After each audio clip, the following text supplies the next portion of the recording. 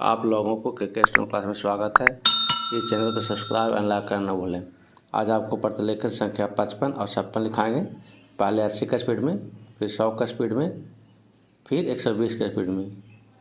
Ready, last ready, start. सभापति महोदय, वित्त मंत्री महोदय ने जो बजट सदन के सामने प्रस्तुत किया है वह बहुत ही बुद्धिमानी के साथ तैयार किया हुआ बजट है।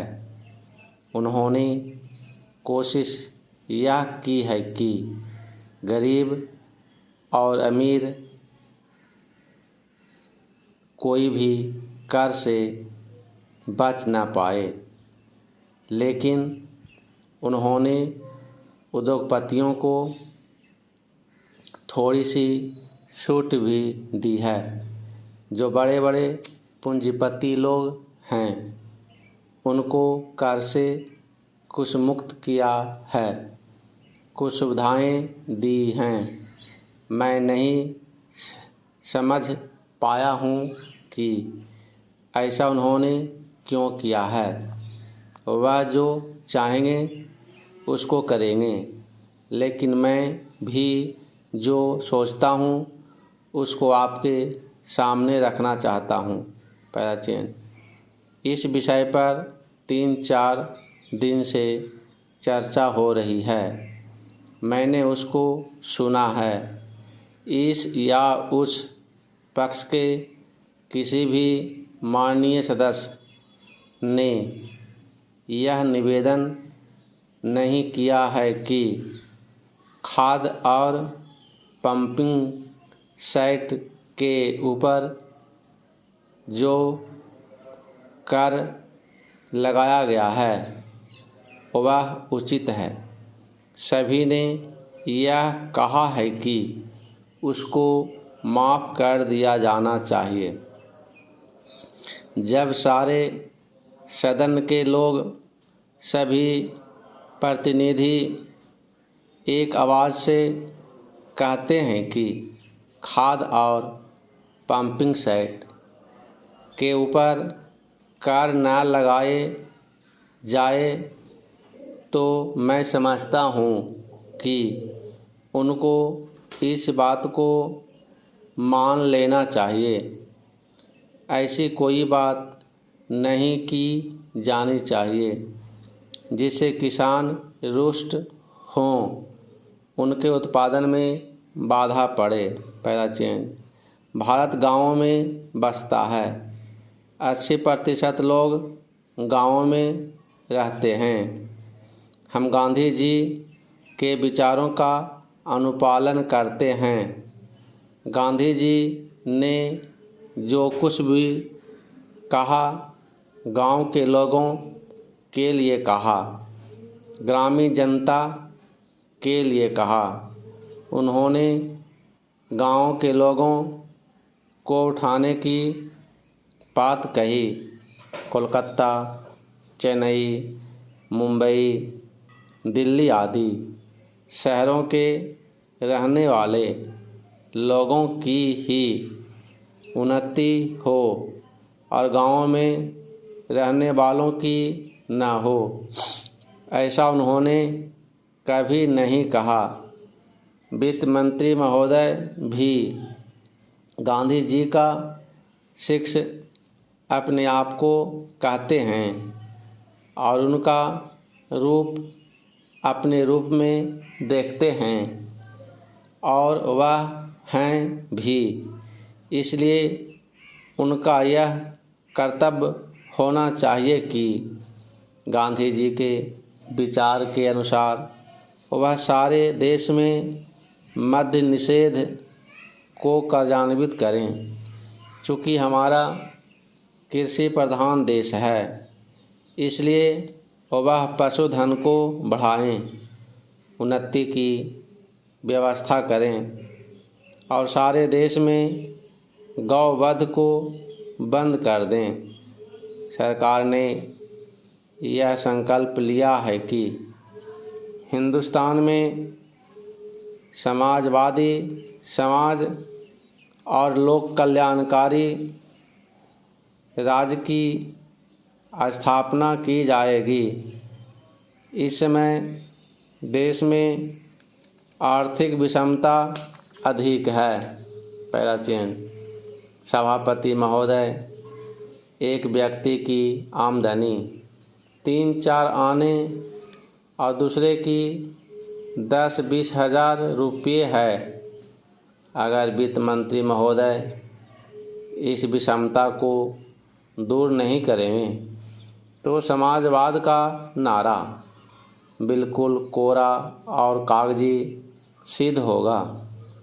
इस देश में 8-10 करोड़ हरिजनों का एक ऐसा वर्ग है जिसकी आर्थिक स्थिति बहुत गिरी हुई है। इस बजट में उनकी उन्नति और कल्याण की योजनाओं का समावेश होना चाहिए।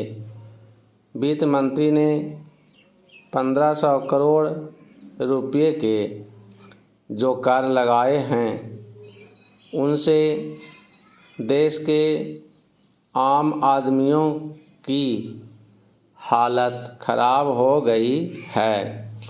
मुझे इस बात की बड़ी प्रसन्नता है कि योजना के अंतर्गत देश में विकास कार्य हो रहा है और अब हम इस दिशा में जो कुछ कर पाए हैं वह प्रशंसनीय है। लेकिन मुझे दुख के साथ कहना पड़ रहा है कि जहां कृषि के क्षेत्र में उत्पादन बढ़ रहा है, उद्योग के क्षेत्र में उत्पादन बढ़ रहा है, देश की संपत्ति बढ़ रही है, हर आदमी की औसत आय भी बढ़ रही है, फिर भी हमारे यहाँ की पुरानी गरीबी बिल्कुल नहीं हटी है।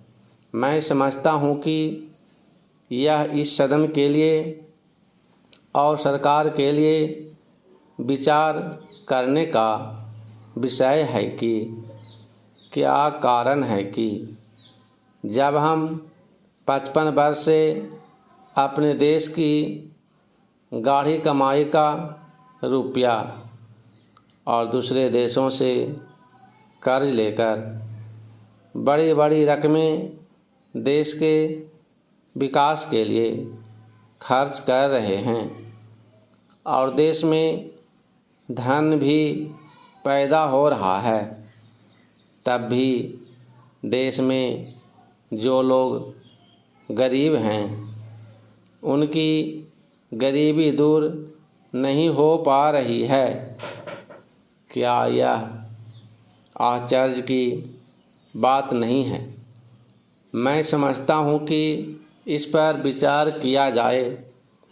पहला चिन्ह, यह ठीक है कि हम समाजवाद के रास्ते पर जा रहे हैं, लेकिन समाजवाद के रास्ते का ठीक ठीक चलें तो भी हम यह अनुमान नहीं लगा पाते कि कितने वर्षों में हमारे देश की गरीबी दूर होगी।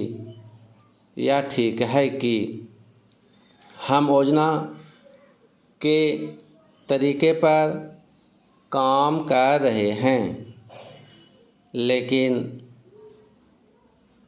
इस बात को देखने की आवश्यकता अब पैदा हो गई है कि देश में जो धन पैदा होता है वह कहाँ जाता है।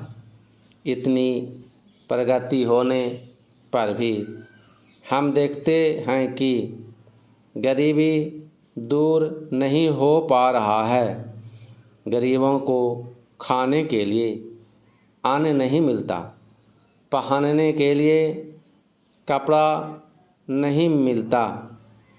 इसका क्या कारण है? यह गंभीरतापूर्वक सोचने की बात है।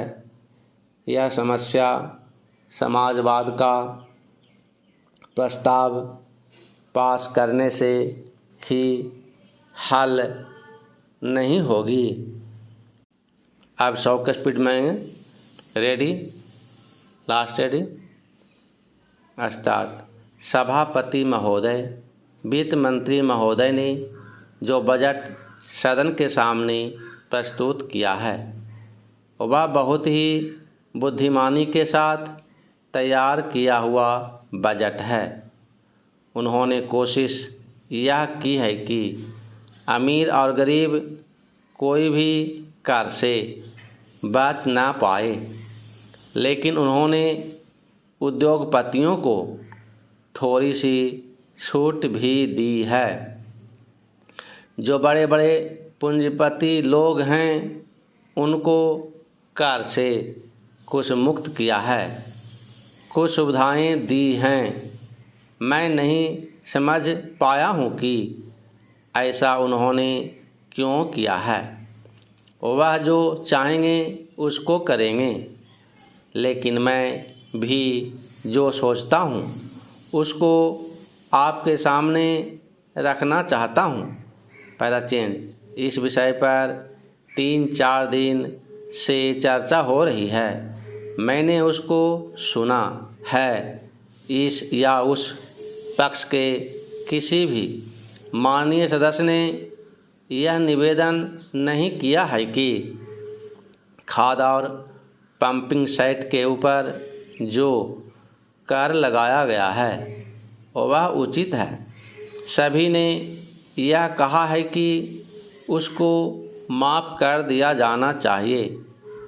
जब सारे सदन के लोग, सभी प्रतिनिधि एक आवाज़ से कहते हैं कि खाद और पंपिंग सेट के ऊपर कर न लगाया जाए, तो मैं समझता हूँ कि उनको इस बात को मान लेना चाहिए। पहला चेंज। नहीं, ऐसी कोई बात नहीं की जानी चाहिए जिससे किसान रुष्ट हों, उनके उत्पादन में बाधा पड़े। पहला चेंज। भारत गाँव में बसता है। 80% लोग गाँव में रहते हैं। हम गांधी जी के विचारों का अनुपालन करते हैं। गांधी जी ने जो कुछ भी कहा गांव के लोगों के लिए कहा, ग्रामीण जनता के लिए कहा।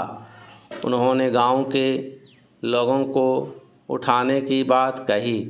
कोलकाता, चेन्नई, मुंबई, दिल्ली आदि शहरों के रहने वाले लोगों की ही उन्नति हो और गाँवों में रहने वालों की ना हो, ऐसा उन्होंने कभी नहीं कहा। वित्त मंत्री महोदय भी गांधी जी का शिष्य अपने आप को कहते हैं और उनका रूप अपने रूप में देखते हैं, और वह है भी। इसलिए उनका यह कर्तव्य होना चाहिए कि गांधी जी के विचार के अनुसार वह सारे देश में मद्य निषेध को कार्यान्वित करें। चूँकि हमारा कृषि प्रधान देश है, इसलिए वह पशुधन को बढ़ाएं, उन्नति की व्यवस्था करें और सारे देश में गौवध को बंद कर दे। सरकार ने यह संकल्प लिया है कि हिंदुस्तान में समाजवादी समाज और लोक कल्याणकारी राज्य की स्थापना की जाएगी। इस समय देश में आर्थिक विषमता अधिक है। पहला चेंज। सभापति महोदय, एक व्यक्ति की आमदनी 3-4 आने और दूसरे की 10-20 हज़ार रुपये है। अगर वित्त मंत्री महोदय इस विषमता को दूर नहीं करेंगे तो समाजवाद का नारा बिल्कुल कोरा और कागजी सिद्ध होगा। इस देश में 8-10 करोड़ हरिजनों का एक ऐसा वर्ग है जिसकी आर्थिक स्थिति बहुत गिरी हुई है। इस बजट में उनकी उन्नति और कल्याण की योजनाओं का समावेश होना चाहिए। वित्त मंत्री ने 1500 करोड़ रुपये के जो कर लगाए हैं उनसे देश के आम आदमियों की हालत खराब हो गई है। मुझे इस बात की बड़ी प्रसन्नता है कि योजना के अंतर्गत देश में विकास कार्य हो रहा है और अब हम इस दिशा में जो कुछ कर पाए हैं वह प्रशंसनीय है। लेकिन मुझे दुख के साथ कहना पड़ रहा है कि जहां कृषि के क्षेत्र में उत्पादन बढ़ रहा है, उद्योग के क्षेत्र में उत्पादन बढ़ रहा है, देश की संपत्ति बढ़ रही है, हर आदमी की औसत आय भी बढ़ रही है, फिर भी हमारे यहाँ की पुरानी गरीबी बिल्कुल नहीं हटी है। मैं समझता हूँ कि यह इस सदन के लिए और सरकार के लिए विचार करने का विषय है कि क्या कारण है कि जब हम 55 वर्ष से अपने देश की गाढ़ी कमाई का रुपया और दूसरे देशों से कर्ज लेकर बड़ी बड़ी रकमें देश के विकास के लिए खर्च कर रहे हैं और देश में धन भी पैदा हो रहा है, तब भी देश में जो लोग गरीब हैं उनकी गरीबी दूर नहीं हो पा रही है। क्या यह आश्चर्य की बात नहीं है? मैं समझता हूँ कि इस पर विचार किया जाए। पहला चेंज, यह ठीक है कि हम समाजवाद के रास्ते पर जा रहे हैं, लेकिन समाजवाद के रास्ते पर ठीक ठीक चलें तो भी हम यह अनुमान नहीं लगा पाते कि कितने वर्षों में हमारे देश की गरीबी दूर होगी। यह ठीक है कि हम योजना के तरीके पर काम कर रहे हैं, लेकिन इस बात को देखने की आवश्यकता अब पैदा हो गई है कि देश में जो धन पैदा होता है वह कहाँ जाता है। इतनी प्रगति होने पर भी हम देखते हैं कि गरीबी दूर नहीं हो पा रही है। गरीबों को खाने के लिए अन्न नहीं मिलता, पहनने के लिए कपड़ा नहीं मिलता। इसका क्या कारण है? यह गंभीरतापूर्वक सोचने की बात है। यह समस्या समाजवाद का प्रस्ताव पास करने से ही हल नहीं होगी। अब 120 के स्पीड में लिखाएंगे। Ready, last ready, start. सभापति महोदय, वित्त मंत्री महोदय ने जो बजट सदन के सामने प्रस्तुत किया है वह बहुत ही बुद्धिमानी के साथ तैयार किया हुआ बजट है। उन्होंने कोशिश यह की है कि अमीर और गरीब कोई भी कर से बच ना पाए, लेकिन उन्होंने उद्योगपतियों को थोड़ी सी छूट दी है। जो बड़े बड़े पूंजीपति लोग हैं उनको कर से कुछ मुक्त किया है, कुछ सुविधाएं दी हैं। मैं नहीं समझ पाया हूँ कि ऐसा उन्होंने क्यों किया। वह जो चाहेंगे उसको करेंगे, लेकिन मैं भी जो सोचता हूँ उसको आपके सामने रखना चाहता हूँ। प्राचीन, इस विषय पर 3-4 दिन से चर्चा हो रही है। मैंने उसको सुना है। इस या उस पक्ष के किसी भी माननीय सदस्य ने यह निवेदन नहीं किया है कि खाद और पंपिंग सेट के ऊपर जो कर लगाया गया है वह उचित है। सभी ने यह कहा है कि उसको माफ़ कर दिया जाना चाहिए।